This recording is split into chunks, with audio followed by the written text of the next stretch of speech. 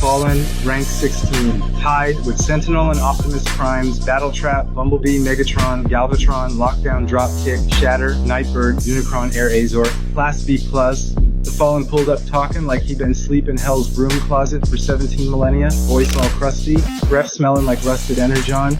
But let's keep it greasy. This B+ mummy got folded like a taco wrap by Optimus in under 1 minute. Bro had the whole Decepticon census bowing to him, like he, the main meal, then got cooked like leftovers. Yeah? Powers mid-strap, sleep paralysis. The propaganda had y'all hyped like he was the final boss, and he got yeeted off a pyramid like a villain in the Power Rangers filler episode.